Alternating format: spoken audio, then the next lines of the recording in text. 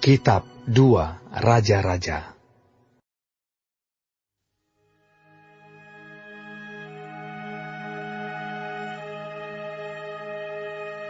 Segera sesudah Raja Hizkia mendengar itu, dikoyakannya lah pakaiannya, dan diselubunginya lah badannya dengan kain kabung. Lalu masuklah ia ke rumah Tuhan. Disuruhnyalah juga Eliakim, kepala istana, Sebna, panitera negara, dan yang tua-tua di antara para imam, dengan berselubungkan kain kabung kepada Nabi Yesaya bin Amos. Berkatalah mereka kepadanya, "Beginilah kata Hizkia, hari ini hari kesesakan, hari hukuman dan penistaan. Sebab sudah datang waktunya untuk melahirkan anak, tetapi tidak ada kekuatan untuk melahirkannya.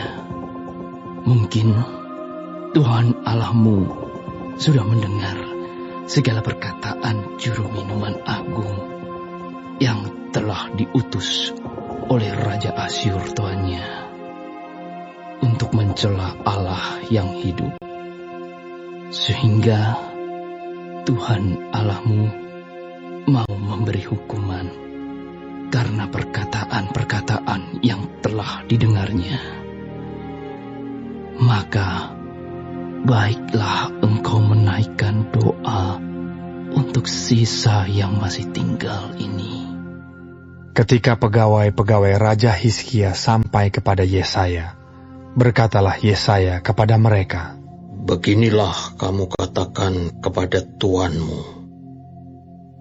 Beginilah firman Tuhan. Janganlah engkau takut terhadap perkataan yang kau dengar, yang telah diucapkan oleh budak-budak Raja Asyur untuk menghujat aku. Sesungguhnya aku akan menyuruh suatu roh masuk di dalamnya, sehingga ia mendengar suatu kabar dan pulang ke negerinya. Aku akan membuat dia mati rebah oleh pedang di negerinya sendiri." Ketika juru minuman agung pulang, didapatinyalah Raja Asyur berperang melawan Libna, sebab sudah didengarnya bahwa raja telah berangkat dari Lakis. Dalam pada itu, raja mendengar tentang Tirhaka, raja Etiopia, berita yang demikian, "Sesungguhnya ia telah keluar berperang melawan engkau." Maka disuruhnyalah kembali utusan-utusan kepada Hizkia dengan pesan, "Beginilah harus kamu katakan kepada Hizkia, Raja Yehuda. Janganlah Allahmu yang kau percaya itu memperdayakan engkau dengan menjanjikan Yerusalem tidak akan diserahkan ke tangan Raja Asyur. Sesungguhnya engkau ini telah mendengar tentang yang dilakukan Raja-Raja Asyur kepada segala negeri, yakni bahwa mereka telah menumpasnya. Masakan engkau ini akan dilepaskan? Sudahkah para Allah dari bangsa-bangsa yang telah dimusnahkan oleh nenek moyangku dapat melepaskan mereka, yakni Kusan, Haran, Rezef, dan Bani Eden yang ditelasar? Di manakah raja negeri Hamat dan Arpad, raja kota Sefarwaim, raja negeri Hena dan Iwa?" Hizkia menerima surat itu dari tangan para utusan, lalu membacanya. Kemudian pergilah ia ke rumah Tuhan dan membentangkan surat itu di hadapan Tuhan. Hizkia berdoa di hadapan Tuhan dengan berkata, "Ya Tuhan Allah Israel, yang bertata di atas kerubi, hanya Engkau sendirilah Allah segala kerajaan di bumi. Engkaulah yang menjadikan langit dan bumi. Senengkanlah telingamu ya Tuhan, dan dengarlah. Bukalah matamu ya Tuhan, dan lihatlah. dengarlah perkataan Sanherib yang telah dikirimnya untuk mengaitkan Allah yang hidup. Ya Tuhan, memang raja-raja Asyur telah memusnahkan bangsa-bangsa dan negeri-negeri mereka dan menaruh para allah mereka ke dalam api. Sebab mereka bukanlah Allah. Mereka hanya buatan tangan manusia, kayu dan batu. Sebab itu dapat dibinasakan orang. Maka sekarang, ya Tuhan, Allah kami, selamatkanlah kiranya kami dari tangannya, supaya segala kerajaan di bumi mengetahui bahwa hanya Engkau sendirilah Allah, ya Tuhan. Lalu Yesaya bin Amos menyuruh orang kepada Hizkia mengatakan, Beginilah firman Tuhan, Allah Israel. Apa yang telah kau doakan kepadaku mengenai Sanherib, Raja Asyur, telah kudengar.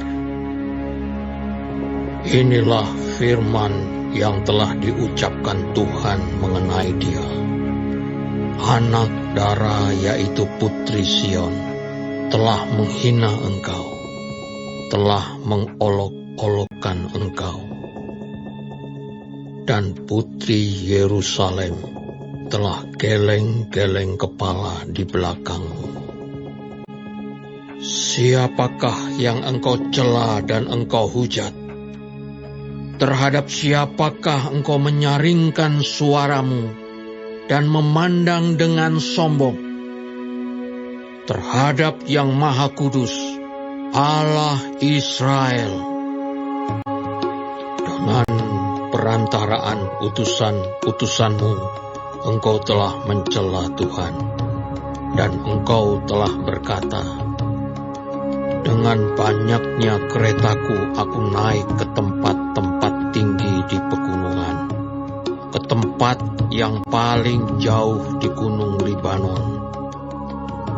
Aku telah menebang pohon-pohon arasnya yang tinggi besar, pohon-pohon sanobarnya yang terpilih. Aku telah masuk ke tempat permalaman yang paling ujung, ke hutan pohon-pohonannya yang lebat. Aku ini telah menggali air dan telah minum air asing, dan aku telah mengeringkan dengan telapak kakiku segala sungai di Mesir. Bukankah telah kau dengar bahwa aku telah menentukannya dari jauh hari dan telah merancangnya pada zaman purbakala? Sekarang aku mewujudkannya, bahwa engkau membuat sunyi senyap kota-kota yang berkubu menjadi timbunan batu, sedang penduduknya yang tak berdaya menjadi terkejut dan malu. Mereka menjadi seperti tumbuh-tumbuhan di padang dan seperti rumput hijau, seperti rumput di atas sotoh atau gandum yang layu sebelum ia masak. Aku tahu jika engkau bangun atau duduk, jika keluar atau masuk, atau jika engkau mengamuk terhadap aku. Oleh karena engkau telah mengamuk terhadap aku, dan kata-kata keangkuhanmu telah naik sampai ke telingaku, maka aku akan menaruh kelikirku pada hidungmu, dan kekangku pada bibirmu, dan aku akan memulangkan engkau melalui jalan dari mana engkau datang. Dan inilah yang akan menjadi tanda bagimu, hai Hizkia. Dalam tahun ini orang makan apa yang tumbuh sendiri, dan dalam tahun yang kedua apa yang tumbuh dari tanaman yang pertama. Tetapi dalam tahun yang ketiga menaburlah kamu, menuai, membuat kebun anggur dan memakan buahnya. Dan orang-orang yang terluput di antara kaum Yehuda, yaitu orang-orang yang masih tertinggal, akan berakar pula ke bawah dan menghasilkan buah ke atas.